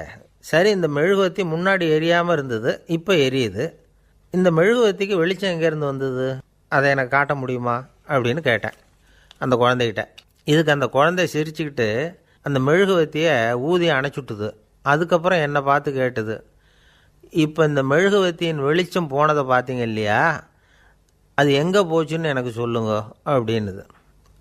அந்த குழந்தை இப்படி கேட்டதும் என்கிட்ட இருந்த ஆணவம் அழிஞ்சுட்டுது. நான் படித்ததெல்லாம் அந்த வினாடியில் சுக்கு நூறாக போட்டுது. என்னுடைய முட்டாள்தனத்தை நான் உணர்ந்தேன் அப்படின்னு இவ்வளவும் அந்த ஞானி விவரமாக சொன்னாராம். அதனால் நாம் இன்னார்கிட்டே இருந்து தான் இதை கற்றுக்கணுங்கிறது இல்லை, யாருக்கிட்டே இருந்தும் எதையும் கற்றுக்கலாம். நம்மால் ஒருத்தன் ஒரு நாய் வளர்த்துக்கிட்டு இருந்தான். அந்த நாய்க்கு வால் கிடையாது, யாரோ ஏற்கனவே வெட்டி எடுத்துட்டாங்க. இந்த நாய் தான் சார் எனக்கு குரு, அதுக்கிட்டே இருந்து கூட நான் பாடம் கற்றுக்கிட்டு இருக்கிறேன் அப்படின்னா. அப்படி என்ன கற்றுக்கிட்டேன் இந்த வால் இல்லாத நாய்கிட்டே இருந்து அப்படின்னு கேட்டோம். நாம் யாருக்கிட்டையும் வாலாட்டக்கூடாது அப்படிங்கிற பாடத்தை அதுக்கிட்டே இருந்து தான் நான் கற்றுக்கிட்டேன் அப்படின்னா. ஒருத்தர் சிகரெட்டும் கையுமா வந்தார். சார், இந்த புகைப்பிடிக்கிற பழக்கத்தை நிறுத்தி போடணும்னு தான் பார்க்குறேன், முடியலேன்னார். புகைப்பிடிக்கிறத நிறுத்துறது ரொம்ப சுலபம் சார் அப்படின்னார் இன்னொருத்தர். எப்படி சொல்கிறீங்கன்னு கேட்டார் அவர். நான் கூட ஏற்கனவே 10 தடவை அந்த பழக்கத்தை நிறுத்தி இருக்கிறேன் சார் அப்படின்னார் இவர். இதிலேருந்து என்ன தெரியுது, புகைப்பழக்கத்தை திடீர்னு விட்டு விடுறதுங்கிறது ரொம்ப கஷ்டம்னு தெரியுது. இருந்தாலும் இது சம்பந்தமான ஆராய்ச்சி, அனுபவம், இது ரெண்டையும் அடிப்படையாக வச்சு சில வழிமுறைகளை சொல்கிறாங்க. அதாவது புகைப்பிடிக்கிறத நிறுத்துறதுக்கு 10 வழிகள் உண்டு அப்படின்னு சொல்கிறாங்க. அது என்னங்கிறத தெரிஞ்சுக்கிட்டா உபயோகப்படுதான்னு பார்க்கலாமே. முதல் கருத்து என்னென்னா, கொஞ்ச நாளைக்கு புகைப்பிடிக்கிற நண்பர்களை விட்டு விலகி இருக்கணும். இதனால் புகைப்பிடிக்கிற ஆசை குறையும். அந்த பழக்கத்தை மறுபடியும் ஆரம்பிக்கக்கூடாதுங்கிற எண்ணம் உறுதிப்படும். ரெண்டாவது கருத்து, புகைப்பிடிக்கிறதை எதிர்த்து தீவிரமாக பிரச்சாரம் செய்ய ஆரம்பிச்சிடணும். அது அடுத்தவங்களுக்கும் உபயோகப்படும், உங்களுக்கும் உபயோகப்படும். உங்கள் உள்ளுணர்வை அது தூண்டும், உங்களை உறுதி கொள்ள வைக்கும். மூன்றாவது கருத்து என்னென்னா, தினமும் 2 தடவை குளிக்கணும். எப்படி தெரியுமா? முதல்ல வெது வெதுப்பான தண்ணீர், அப்புறம் குளிர்ந்த தண்ணீர், இப்படி மாறி மாறி குளிக்கணுமா. நாலாவது கருத்து, உடற்பயிற்சிகள் செய்யணும். மூச்சு வாங்குற மாதிரியான பயிற்சிகள் ரொம்ப நல்லதான். பிராணாயாமம் அப்படிங்கிற மூச்சு பயிற்சி ரொம்ப நல்லதுங்கிறாங்க. அப்புறம் ஐந்தாவது கருத்து, சாப்பாடு மிதமாக இருக்கணும், சீராக இருக்கணும். பச்சை காய்கறிகள், பழங்கள் சாப்பாட்டில் சேர்த்துக்கலாம். அடிக்கடி கொஞ்சம் கொஞ்சமாக சாப்பிட்டு ரத்தத்தில் சர்க்கரையின் அளவை பராமரிக்கணும். இது நரம்புகளை அமைதிப்படுத்தும். ஆறாவது கருத்து என்னென்னா, ரொம்ப நேரம் பசியோடு இருக்கக்கூடாது. புகைப்பிடிக்கிறத நிறுத்த முயற்சி செய்யும் பொழுது எடை குறைப்பு நடவடிக்கைகளை மேற்கொள்ளக்கூடாது. ஏழாவது கருத்து, காப்பி, தேநீர், மதுபானம், அப்புறம் போதைப் பொருள்கள் கலந்த உணவுகள் இதெல்லாம் வேணாம். புகைப்பிடிக்கிறத அதெல்லாம் ஊக்கப்படுத்தும். கடுகு, மிளகு, அப்புறம் காரமான பொருள்களை தவிர்க்கணும். உப்பு அளவை குறைக்கணும். தினமும் 10 குவளை தண்ணீராவது குடிக்கணும். வெறும் தண்ணி புகைப்பிடிக்கிற ஆவலை தணிக்குதான். எட்டாவது கருத்து, கையில் சிகரெட்டு, புகையில ஏதாவது இருந்தால் உடனே தூக்கி எறிஞ்சிருங்க.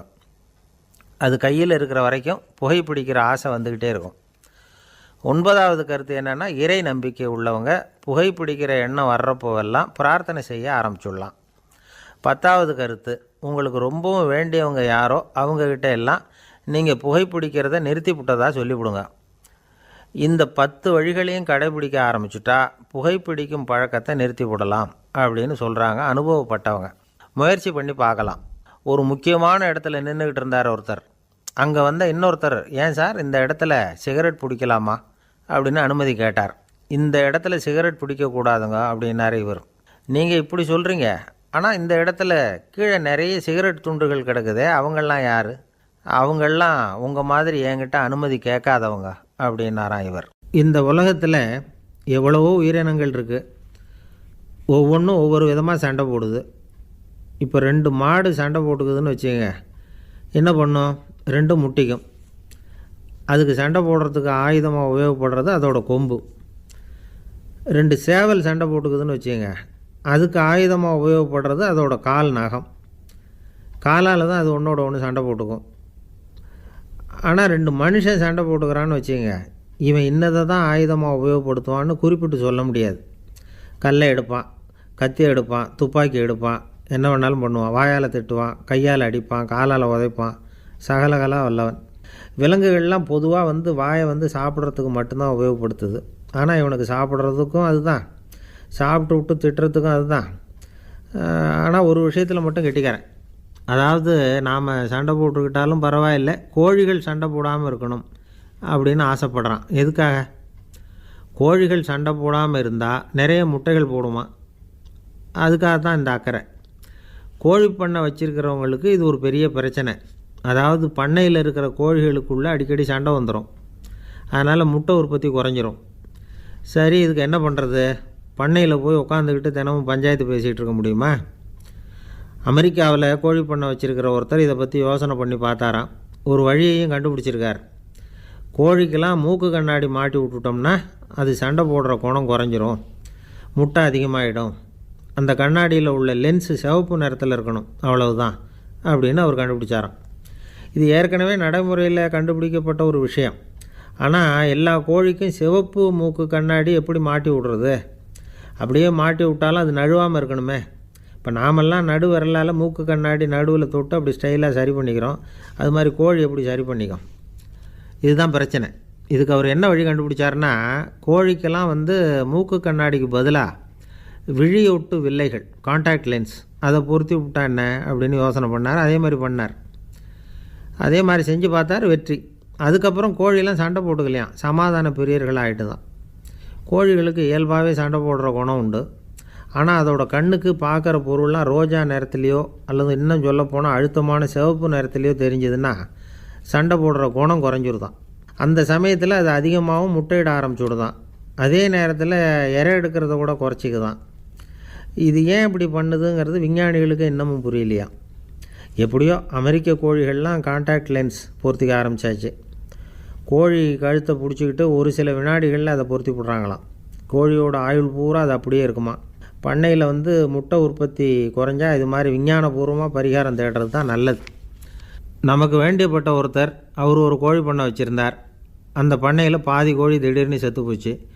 உடனே ஒரு கால்நடை மருத்துவர்கிட்ட போக வேண்டியது தானே. அங்கே போகல. உள்ளூரில் மந்திரம் பண்ணிகிட்டு இருந்த ஒரு சாமியார்கிட்ட போனார். அவர் காலில் விழுந்தார். சாமி, என் பண்ணையில் பாதி கோழி செத்து போட்டுதுன்னார். சாமியார் யோசனை பண்ணார். சரி, பண்ணையில் வாசப்படி கிழக்கு பக்கமாக வச்சுருக்கியா மேற்கு பக்கமாக வச்சுருக்கியான்னு கேட்டார். கிழக்கு பக்கமாக இருக்குன்னார் அவர். அதுதான் தப்பு, மேற்கு பக்கமாக அதை மாற்று சரியாக போடும்னாராம். அதே போல் இவர் போய் மாற்றிவிட்டார்.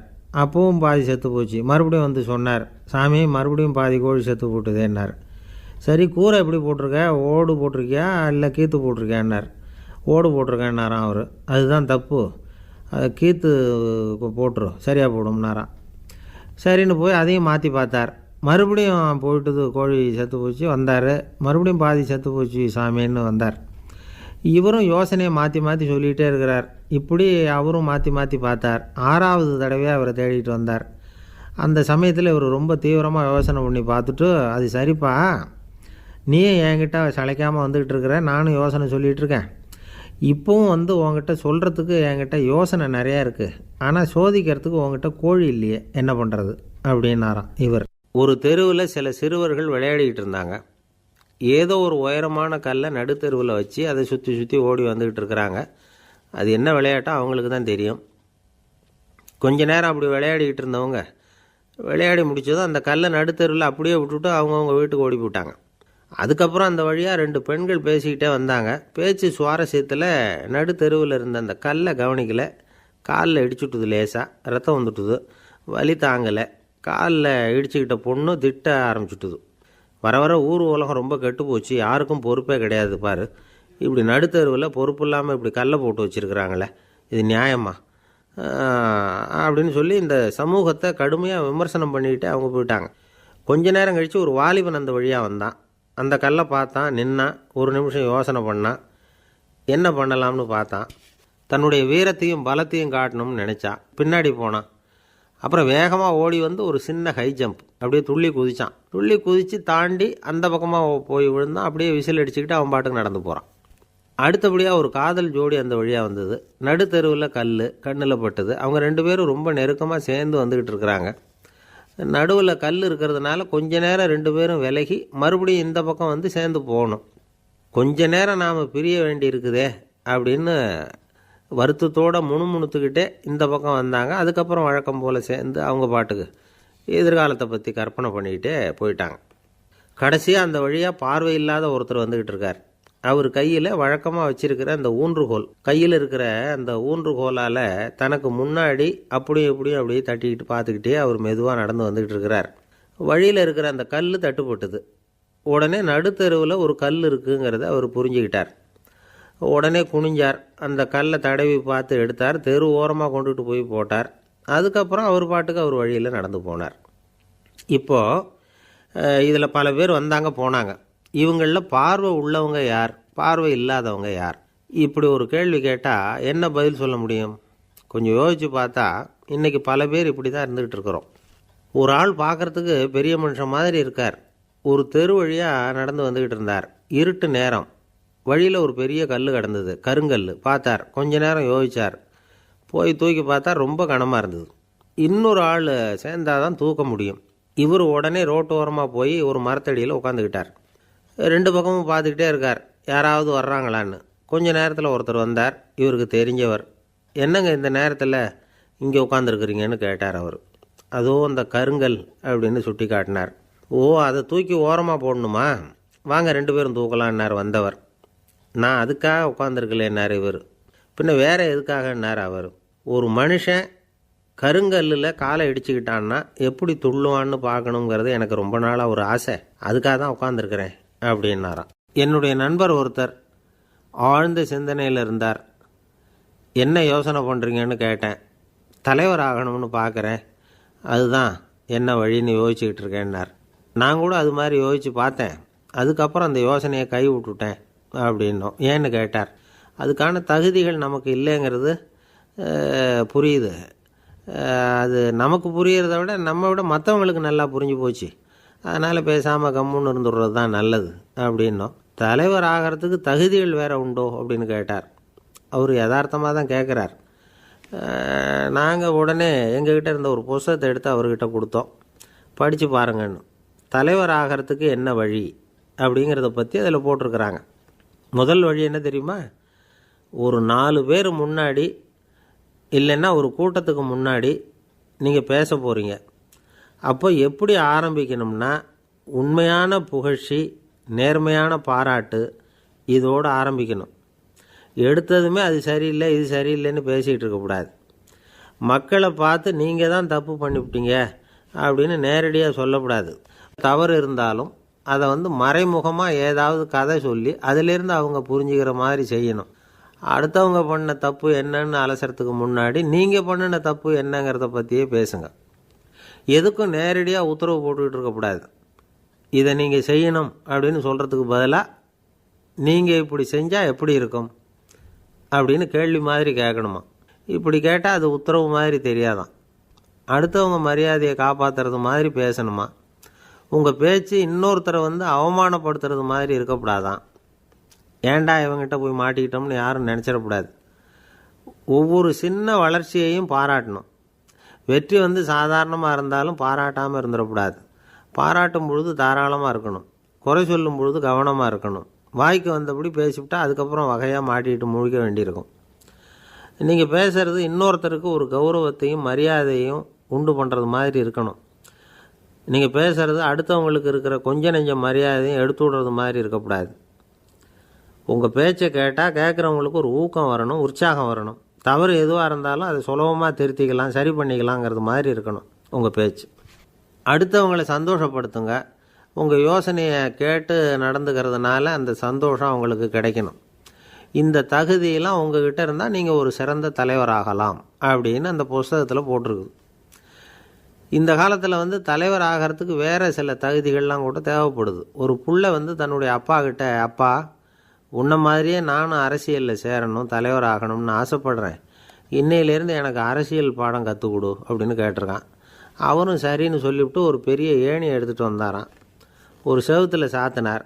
இந்த ஏணியில் ஏறி உயர போய் அங்கே பரன் மேலே இருக்கிற ஒரு புத்தகத்தை எடுத்துகிட்டு வாடான்ருக்கார் மகனை பார்த்து. அப்பா ஏணி ரொம்ப உயரமாக இருக்குது, நீ ஜாக்கிரதையாக இதை பிடிச்சிக்கோ, நான் ஏறி போகிறேன் அப்படின்னு நான் பையன். பயப்படாத நான் பார்த்துக்கிறேன்னார் அப்பா. பையன் ஏணியில் ஏறினா உச்சிக்கு போனதும் அப்பா கையை எடுத்துட்டார். ஏணி அப்படியே சரிஞ்சுட்டுது. பையன் பொத்துன்னு கீழே விழுந்துட்டான். இடுப்பை பிடிச்சிக்கிட்டே எழுந்திரிச்சான். என்னப்பா இது, இப்படி என்னை ஏற விட்டுட்டு கையை விட்டுட்டியே, இப்படி கை விடலாமா அப்படின்னு கத்தியிருக்கான். அப்பா நிதானமாக சொன்னாராம், அவசரப்படாதேப்பா, அரசியலில் இதுதான் முதல் பாடம். பெத்த அப்பனாக இருந்தாலும் அவனை நம்பாதே அப்படின்னு உபதேசம். அன்பாக இருக்கணும்னு அநேக பெரியவங்க சொல்லியிருக்கிறாங்க. நாமளும் அதை கேட்டுவிட்டு அன்பு காட்டுறதுக்கு தயாராக தான் இருக்கிறோம். அதை வாங்கிறதுக்கு தான் ஆளை காணும். இருந்தாலும் அன்பில் எத்தனையோ வகை உண்டு. அதை சரியாக புரிஞ்சுக்கிட்டு அதுக்கப்புறம் அன்பு காட்ட ஆரம்பிக்கணும். வகையை புரிஞ்சிக்காமல் அன்பு காட்டினா வம்புல மாட்டிக்க வேண்டியது தான். அன்புன்னா சாதாரணமாக நினச்சி விடாதீங்க. அதில் எவ்வளோ விதம் தெரியுமா? இரக்கம், கருணை, காருண்யம், பந்துத்துவம், பட்சம், பாசம், நேசம், விசுவாசம், அபிமானம், காதல், பக்தி, இப்படி பல விதமாக அதை பற்றி சொல்லி வச்சிருக்கிறாங்க பெரியவங்க. இந்த வார்த்தைகள்லாம் நாம் கேள்விப்பட்டது தான். இருந்தாலும் அதுகளுக்குள்ள என்ன வித்தியாசம்னு கேட்டால் சரியாக சொல்ல தெரியாது. அதனால் இந்த வார்த்தைகளுக்கெல்லாம் பெரியவங்க என்ன விளக்கம் சொல்கிறாங்கன்னு இப்போ பார்க்கலாம். எளியவர்கள் மேலே செலுத்துகிற அன்பு இருக்கு பாருங்க, அதுக்கு இரக்கம்னு பேர். அறிவு பலம், சரீர பலம், இது ரெண்டும் இல்லாதவங்க மேலே, அதாவது வலிமையற்றவர்கள் மேலே செலுத்துகிற அன்பு இருக்கு பாருங்க, அதுதான் கருணை. எறும்புலேருந்து யானை வரைக்கும் சகல ஜீவராசிகள் மேலேயும் காட்டுற அன்புக்கு காருண்யம்னு பேர், ஜீவகாருண்யம். சிவி சக்கரவர்த்தி காட்டின அன்பு இந்த ரகம். உறவினர்கள், சொந்தக்காரங்க, அவங்க வசதியாக இருந்தாலும் வறுமையில் இருந்தாலும் வித்தியாசம் இல்லாமல் காட்டுற அன்பு இருக்கு பாருங்க, அதுக்கு பேர் பந்துத்துவம். ஒரு எஜமானன் வேலையாள்கிட்ட காட்டுற அன்பு இருக்கு பாருங்க, அதுக்கு பேர் தான் பட்சம். அவனும் தன்னை மாதிரி மனுஷன்தாங்கிற நினைப்பு வேணும். ஒரு தாய் தன்னுடைய குழந்தை மேலே, ஒரு குழந்தை தன்னுடைய தாய் மேலே செலுத்துகிற அன்புக்கு பாசம்னு பேர். ஈருடல் ஓர் உயிர்னு நினைக்கிறது இது. ராமரும் கௌசலையும் இதுக்கு உதாரணம். தம்மை ஒத்த நண்பர்கள்கிட்ட செலுத்துகிற அன்புக்கு நேசம்னு பேர். வயசு, செல்வம், அந்தஸ்து இந்த வித்தியாசமெல்லாம் பார்க்காம அவங்க சுகதுக்கத்தில் சமபங்கு எடுத்துக்கிறது இது. கிருஷ்ணன் குசேலர்கிட்ட காட்டினது இந்த ரகம். வேலை செய்கிறவன் முதலாளிகிட்ட காட்டுற அன்புக்கு விசுவாசம்னு பேர். தேசத்து மேலேயும் தாய்மொழி பேர்லையும் செலுத்துகிற அன்புக்கு அபிமானம்னு பேர். தேசாபிமானம்னு சொல்கிறோமே இதுதான். ஒரு கணவன் மனைவி பேரில் காட்டுற அன்புக்கு காதல்னு பேர். கடவுள் பேரில் செலுத்துகிற அன்புக்கு பக்தின்னு பேர். இப்படி அன்புல பல ரகம் இருக்கிறப்போ அதில் உள்ள வித்தியாசம் தெரியாமல் இடம் மாற்றி அன்பு காட்டினா இடைஞ்சல் தான். சரி, இந்த அன்பை பற்றி விஞ்ஞானம் என்ன சொல்லுது தெரியுமா? இதயத்தை பாதுகாக்கிறதுக்கு முக்கியமாக தேவைப்படுற ஒன்று இந்த அன்பு தான்னு சொல்லுது. நெதர்லாந்து விஞ்ஞானிகள் இதை ஆராய்ச்சி பண்ணியே கண்டுபிடிச்சிருக்கிறாங்க. கொஞ்சம் முயல் குட்டிகளை 2 பிரிவாக பிரித்தாங்க. 2 குரூப்புக்கும் கொழுப்பு அதிகமாக உள்ள ஆகாரத்தையே கொடுத்துக்கிட்டு வந்தாங்க.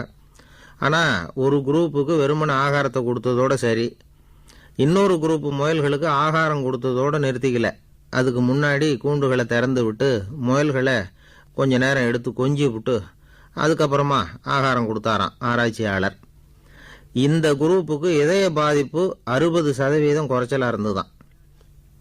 சில நோயாளிகளுக்கு ஹார்ட் அட்டாக் வந்தாலும் அதை தாங்கிக்கிட்டு குணமாகிற சக்தி அதிகமாக இருக்குது. இது எப்படின்னு ஆராய்ச்சி பண்ணி பார்த்துருக்குறாங்க. அவங்கெல்லாம் மனைவி தன் பேரில் ரொம்ப அன்பாக இருக்கிறதாக நினைக்கிறவங்களா இருக்கிறாங்களாம். இதய நோயாளிகள் பல பேரை சந்தித்து இதய நோய் ஏற்பட என்ன காரணம்னு கேட்டிருக்கிறாங்க. அவங்க சொன்ன காரணம்லாம் சாப்பாடு சம்பந்தமாக இல்லையா, மனைவி அன்பா இல்லை, இப்படிப்பட்ட காரணத்தை தான் சொல்கிறாங்களாம். அதனால் இதயத்தை பாதுகாக்கணும்னு நினைக்கிறவங்க அடுத்தவங்க அன்பாக இருக்கிறது மாதிரி பார்த்துக்குங்க, அதுதான் முக்கியம். ஒருத்தர் முகம் பூரா பிளாஸ்டரி போட்டுக்கிட்டு வந்தார். ரொம்ப கோபமாக, என்னங்க ஆச்சுன்னு விசாரித்தேன். எல்லாம் உங்களால் தான் சார்னார். விவரமாக சொல்லுங்களேன். என்ன உங்கள் தகவலை கேட்டுட்டு ஒரு பூனைக்குட்டியை கையில் எடுத்தேன், அன்பாக அதை தடவி கொடுக்கறதுக்காக. ஆனால் அது முந்திக்கிட்டது, அது என் முகத்தை தடவி கொடுத்துட்டுது. முகம் பூரா நகை கீறல், அதுதான் இப்படி அப்படின்னார். அன்புல அறிவு சேராததுனால வந்த கோலம். அவர் ஒரு பெரிய குடும்பத்தில் பிறந்தவர். இருக்கிற சொத்துக்கள் எல்லாத்தையும் வாரி வழங்கிவிட்டு காட்டுக்கு புறப்பட்டார் தவம் செய்யறதுக்காக. இருந்தது பூராவும் கொடுத்துட்டார். இனிமேல் எதுவுமே இல்லை கொடுக்கறதுக்கு. அப்போது கடைசியாக ஒருத்தன் வந்து கையை நீட்டினான். ஐயா ஏதாவது கொடுங்கன்னா. அவர் பார்த்தார். கட்டியிருக்கிற வேட்டியை தவிர வேறு எதுவுமே இல்லை. 8 முழம் பட்டு வேட்டி, ஜரிகை கரையோடு இருக்குது. கடைசியாக அதை தான் எடுத்து கட்டிக்கிட்டு அவர் புறப்பட்டுக்கிட்டு இருக்கிறார். அவர் பார்த்தார், எதிரில் அவன் பரிதாபமாக நின்றுக்கிட்டு இருக்கிறான். அந்த 8 முழ வேட்டியை 2ஆக கிழிச்சார். 4 முழத்தை அவங்ககிட்ட கொடுத்துட்டு மீதி 4 முழத்தை தன்னுடைய இடுப்பில் கட்டிக்கிட்டு அவர் காட்டுக்கு போயிட்டார். இவன் என்ன பண்ணான் தெரியுமா? கையில் கிடைச்ச 4 முழத்தை எடுத்துக்கிட்டு கடை வீதிக்கு போனான். பழைய பட்டு வேட்டி, ஜருகை இதெல்லாம் விலைக்கு வாங்குகிற வணிகர் ஒருத்தர் இருந்தார். அவர்கிட்ட போனான். இதை விலைக்கு எடுத்துக்கிறீங்களான்னு கேட்டான். அவர் வாங்கி பார்த்தார். ஆஹா, ரொம்ப அருமையான வேட்டி, விலை ஒசந்த ஜருகை, இது ஏது உனக்குன்னு கேட்டார். அவன் நடந்ததை சொன்னான். அப்படின்னா ஒன்று செய், இந்த வேட்டியோட இன்னொரு பாதியையும் மெதுவாக வாங்கிட்டு வந்துரு, உனக்கு நிறைய பணம் தரேன் அப்படின்னார் அந்த வணிகர். இவன் கொஞ்சம் யோசனை பண்ணி பார்த்தான். கொஞ்சம் இருங்க, அதை வந்துவிடுறேன் அப்படின்னு சொல்லிவிட்டு நேராக காட்டுக்கு போனான். அவர் எங்கே இருக்காருன்னு தேடி கண்டுபிடிச்சான். அவர் ஒரு இடத்துல தவக்கோலத்தில் இருக்கிறார். கட்டியிருந்த இடைவேட்டியும் அவரை அறியாமலே நழுவி கீழே விழுந்து கிடக்குது. இவனுக்கு ரொம்ப வசதியாக போச்சு. அவரை கேட்க வேண்டிய அவசியமே இல்லை. மெதுவாக சத்தம் போடாமல் அடிமேல் அடி வச்சு நெருங்கினான். அவர் கண்ணை மூடிக்கிட்டு அவர் பாட்டு நின்றுக்கிட்டு இருக்கார். இவன் மெதுவாக போய் கீழே கிடந்த அந்த துணியை எடுத்துக்கிட்டு சத்தம் போடாமல் திரும்பி நடந்தான். அப்படி கொஞ்சம் தூரம் நடந்திருப்பான். அப்படி ஓட ஆரம்பிக்கிற சமயத்தில் அவன் காலில் கீழே கிடந்த முள் ஒன்று நறுக்குன்னு தைச்சி விட்டுது. வலி தாங்க முடியாமல் அம்மான்னு கத்திவிட்டான். இந்த சத்தத்தினால கண்ணை மூடி நின்றுக்கிட்டு இருந்த அவர் தவம் கலைஞ்சிது. மெதுவாக கண்ணை திறந்து பார்க்குறார். தன் இடையில இருந்த வேட்டி அவன் கையில் இருக்குது.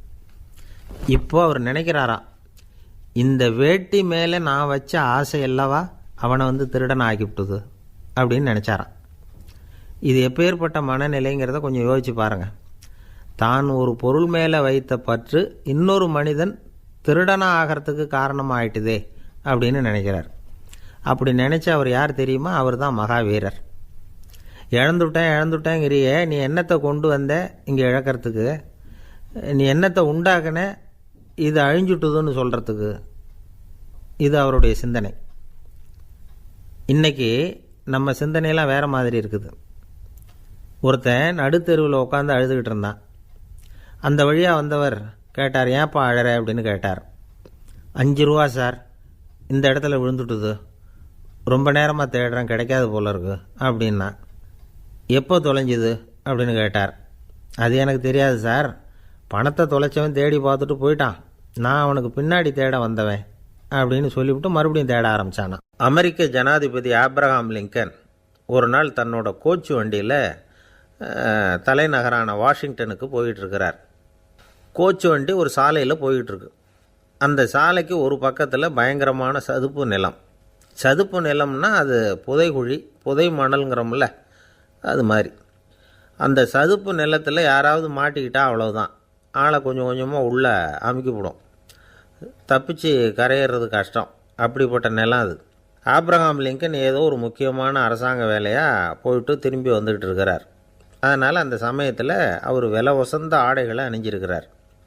அப்படி அவர் அந்த கோச்சு வண்டியில் வந்துக்கிட்டு இருக்கிறாரு. அந்த சமயத்தில் ஒரு காட்சி அவர் கண்ணில் பட்டுட்டுது. என்ன தெரியுமா? ரோட்டுக்கு பக்கத்தில் இருந்த சதுப்பு நிலத்தில் ஒரு இளம் பன்றி குட்டி சிக்கிக்கிட்டு தவிச்சிக்கிட்டு இருக்குது, பரிதாபமாக கத்திக்கிட்டு இருக்குது. அதை பார்த்தார் லிங்கன். அவருக்கு என்ன மாதிரி ஆயிட்டுது. உடனே வண்டியை நிறுத்த சொன்னார். கீழே இறங்கினார். தன்னோட விலை உசந்த ஆடைகளை பற்றி லட்சியம் பண்ணவே இல்லை. தனக்கே ஆபத்து வரலாம்ங்கிறத பற்றியும் கவலைப்படலை. தான் ஒரு குடியரசுத் தலைவருங்கிறத பற்றியும் அவர் நினச்சி பார்க்கல. நேராக அந்த சதுப்பு நிலம் பக்கமாக போனார். அந்த சேத்துல இறங்கி பன்றிக்குட்டியை காப்பாற்றி கரைக்கு கொண்டுட்டு வந்து சேர்த்துட்டார். அதுக்கப்புறம் நிம்மதியாக கோச்சு வண்டியில் ஏறி வெள்ளை மாளிகைக்கு வந்து சேர்ந்தார். ட்ரெஸ்ஸு, உடம்பு பூரா சேறு சகதி. பார்க்குறவங்களுக்கெல்லாம் ஆச்சரியமாக போச்சு. அவங்களுக்கு ஒன்றும் புரியல. இவர் நேராக ட்ரெஸ்ஸு மாற்றிக்கிறதுக்காக போனார். கோச்சு வண்டி ஓட்டிகிட்டு வந்தவங்கிட்ட போய் எல்லோரும் கேட்டாங்க, என்ன ஆச்சு அப்படின்னு. அவர் வர்ற வழியில் நடந்த விவரத்தை சொன்னார். ஆப்ரஹாம் லிங்கனுடைய இந்த இறக்க குணத்தை எல்லாரும் பாராட்டினாங்களாம், புகழ்ந்தாங்களாம். ஆனால் இதுக்கு லிங்கன் என்ன பதில் சொன்னார் தெரியுமா? தயவு பண்ணி இந்த புகழ்ச்சியான பேச்சையெல்லாம் ஒதுக்குங்க, அதெல்லாம் வேணாம். அந்த சின்ன பிராணி சகதியில் மாட்டிக்கிட்டு துடிச்சிக்கிட்டு இருந்தது, அதை பார்த்தேன். உடனே என்னுடைய இதயத்தில் ஒரு முள் தைச்சது மாதிரி ஒரு உணர்வு. அந்த முள்ளை பிடுங்கி எறிஞ்சேன், அவ்வளவுதான். உண்மையில் அந்த பிராணிக்கு நான் உதவினேங்கிறத விட எனக்கு ஏற்பட்ட இன்னலை போக்கிட்டேன் அப்படிங்கிறது தான் உண்மை. அதுதான் பொருத்தம். அப்படி இருக்கிறப்போ இதில் புகழறதுக்கு என்ன இருக்குது அப்படின்னார் ஆப்ரஹாம் லிங்கன். எவ்வளவு யதார்த்தமான வார்த்தைகள் பாருங்கள். இந்த காலத்தில் நம்மளையும் பல பேர் அப்படி உண்டு. நீச்சல் தெரியாத ஒரு ஆள் தண்ணியில் இறங்கிட்டான். தண்ணி ஆழங்கிறது அப்புறமா தான் தெரிஞ்சுது. தத்தளிக்க ஆரம்பிச்சுட்டான். வாழ்னு கத்துறான். கரையில் நின்றுக்கிட்டு இருந்த ஒருத்தர் இதை பார்த்தார். உடனே அவருக்கு இதயத்தில் முள் தைச்சது மாதிரி ஒரு உணர்வு. உடனே குபீர்னு தண்ணியில் பாய்ஞ்சார். அவரை காப்பாற்றி கரைக்கு கொண்டுட்டு வந்து சேர்த்தார். இதை பார்த்துக்கிட்டு இருந்த இன்னொருத்தர் காப்பாற்றின அந்த ஆளை பாராட்டி புகழ்ந்தார். என்ன புகழாதீங்க சார் அப்படின்னார் அவர். ஏன்னு கேட்டார் இவர். நான் அந்த ஆளை ஏன் காப்பாற்றினேன் தெரியுமா? அவன் நேற்றுக்கு என்கிட்ட 300 ரூபா கடன் வாங்கியிருக்கிறான். இவன் தண்ணியில் போட்டான்னா நான் கொடுத்த கடனும் தண்ணியில் போடும். அதனால தான் விழுந்து காப்பாற்றினேன் அப்படின்னா அந்த ஆள். ஒருத்தர் ரொம்ப அவசரமாக போய்கிட்டு இருந்தார். எங்கே சார் போகிறீங்கன்னு கேட்டோம். எனக்கு வேண்டியப்பட்ட ஒருத்தருக்கு குழந்தை பிறந்திருக்கிறதாக செய்தி வந்திருக்கு, அதுதான் ஆஸ்பத்திரிக்கு போயிட்டுருக்கேன், பார்த்துட்டு வரலாம்னு அப்படின்னார். அப்படின்னா கொஞ்சம் இப்படி உட்காருங்க அப்படின்னோம். சில விவரமெல்லாம் சொல்கிறேன், கேட்டுக்கிட்டு போங்க அப்படின்னோம். உட்காந்தார். அப்புறம் சொல்ல ஆரம்பித்தோம். புதுசாக பிறந்திருக்கிற ஒரு குழந்தைய பார்க்க போகிறதுன்னா அது சாதாரண விஷயம் இல்லை. அதில் ரொம்பவும் கவனமாக நடந்துக்கணும். புது குழந்தைக்கு நோய் சுலபமாக தொற்றும். முக்கியமாக காற்று மூலமாக பரவுகிற நோய்கள் சுலபமாக வந்துடும். அதனால் நமக்கு உடம்பு சரியில்லைன்னா குழந்தைய விட்டு கொஞ்சம் தள்ளியே இருக்கிறது தான் நல்லது. பெரியவங்களை பொறுத்த வரைக்கும் சாதாரணமாக உள்ள ஒரு கிருமி கூட குழந்தையை பொறுத்த வரைக்கும் ரொம்ப மோசமான ஒரு கிருமியாக இருக்கும். சில வெளிநாடுகளில் எப்படி தெரியுமா? பிறந்த குழந்தை தூங்கிக்கிட்டு இருக்கிற ஒரு ரூமுக்கு போகணும்னா போகிறவங்க முகமூடி போட்டுக்கணும், காலணிகளை மாற்றிக்கணும், அவ்வளவு சுத்தமாக உள்ளே போய் பார்த்துட்டு வரணும். பொதுவாக சில ஆஸ்பத்திரிகளில் பார்த்திங்கன்னா பார்வையாளர்கள் நேரத்தில் விசிட்டிங் ஹவர்ஸ் தாயை விட்டு குழந்தைய தனியாக பிரித்து வச்சுருவாங்க. எதுக்குன்னு நினைக்கிறீங்க? அந்த நேரம் பல பேர் வருவாங்க போவாங்க. அவங்க கை கால் சுத்தமாக இருக்காது. சுத்தம் இல்லாத கைகள் மூலமாக கிருமிகள் பரவும். சுத்தமில்லாத கைன்னா மண்ணு தூசி படிஞ்சிருக்கிற கை மட்டும் தான் அர்த்தம் இல்லை. சாலையில் கையை வீசிக்கிட்டு நடந்து வர்றீங்க, குழந்தைய பொறுத்த வரைக்கும் அது கூட சுத்தமில்லாத கை தான். தாயை தவிர மற்றவங்க குழந்தைய தூக்காமல் பார்த்துக்கிறது நல்லது. தாய் கூட அளவோடு கொஞ்சிறதோடு நிறுத்திக்கணும். புதுசாக ஒரு குழந்தைய பெற்றுருக்கிற பொண்ணுக்கிட்ட மற்ற தாய்மார்கள் ஏதாவது சொல்லிக்கிட்டே இருப்பாங்க. குழந்தைய அப்படி வளர்க்கணும், இப்படி வளர்க்கணும் அப்படின்னு ஏதாவது அட்வைஸ் பண்ணிக்கிட்டே இருப்பாங்க. இப்படி ஓவராக அறிவுரை பண்ணுறது அந்த பொண்ணை குழப்பி விட்டுரும். அதனால் அப்படிலாம் பண்ணக்கூடாது. அந்த பெண்ணே ஏதாவது கேட்டால் கூட டாக்டர் சொல்ல வேண்டிய விவரங்களையெல்லாம் நாமே சொல்லிகிட்டு இருக்கக்கூடாது. புதுசாக பிறந்திருக்கிற குழந்தைய மட்டும்தான் இப்படி பார்க்கணும்னு இல்லை. ஒரு நோயாளி குழந்தைய பார்க்க போகிறதுனா கூட ரொம்ப எச்சரிக்கையாக தான் நடந்துக்கணும். ஒரு தின்பண்டமோ விளையாட்டு சாமானோ அந்த குழந்தைக்கு நாம் வாங்கிட்டு போகிறதா வச்சுக்குவோம். அதை நேராக கொண்டுகிட்டு போய் அந்த குழந்தைகிட்டே கொடுக்கக்கூடாது. அதோட அப்பா அம்மாக்கிட்ட ரகசியமாக கொடுக்கலாம். அவங்க முடிவு பண்ணட்டும் குழந்தைகிட்ட அதை கொடுக்கலாமா வேண்டாமாங்கிறத. அவங்களுக்கு தான் தெரியும் அதோட மனசும் உடம்பும். உங்கள் அக்கறையை காட்டுறதா நினச்சிக்கிட்டு குழந்தை வாயில் எதையும் கொண்டுட்டு போய் போடாதீங்க. போகிறப்போ உங்கள் வீட்டு குழந்தையும் அழைச்சிட்டு போகாதீங்க. இது நோயை வாங்கிட்டு வந்துடும், அல்லது புதுசாக ஒரு நோயை அதுக்கிட்ட கொடுத்துட்டு வந்துடும். என்னதான் உங்களுக்கு பழக்கமான குழந்தையாக இருந்தால் கூட அதுக்கு விருப்பம் இல்லைன்னா பேசக்கூடாது. அங்கே போய் அவங்க பள்ளிக்கூடத்தை ஞாபகப்படுத்திகிட்டு இருக்கக்கூடாது. நோயில் இருக்கிறப்ப ஸ்கூலை பற்றி பேச அது விரும்பாது. ஆஸ்பத்திரியை விட்டு வெளியில் புறப்படுறப்போ குழந்தைகிட்ட சொல்லணும்னு அவசியம் இல்லை. அதோட அப்பா அம்மா கிட்ட சொல்லிவிட்டு புறப்பட்டா போதும். குழந்தை கோபிச்சிக்காது. சமூக சம்பிரதாயத்தை பற்றி அது கவலைப்படுறதில்லை. இப்படி எல்லா விவரமும் நம்ம எதிரில் உட்காந்துருந்தவங்ககிட்ட சொல்லி முடித்தோம். ரொம்ப நன்றி சார் அப்படின்னு சொல்லிவிட்டு அவர் புறப்பட்டார். குழந்தைங்க கொஞ்சம் வளர்கிற வரைக்கும் தான் நாம் எச்சரிக்கையாக இருக்கணும்னு இல்லை, வளர்ந்த பிறகு இன்னும் எச்சரிக்கையாக இருக்கணும். ஒரு பையன் பள்ளிக்கூடத்துலேருந்து திரும்பி வீட்டுக்கு வந்தான். முகம் பூரா நகத்தால் கீறி இருந்தது. அப்பா பார்த்து பயந்துட்டார். யாருடா உன்னை இப்படி பண்ணது அப்படின்னார். என் கூட படிக்கிற இன்னொரு பையன்னா. நாளைக்கு உன் கூட பள்ளிக்கூடத்துக்கு வர்றேன், நீ எனக்கு அவனை அடையாளம் காட்ட முடியுமான்னார். அது ரொம்ப சுலபம்.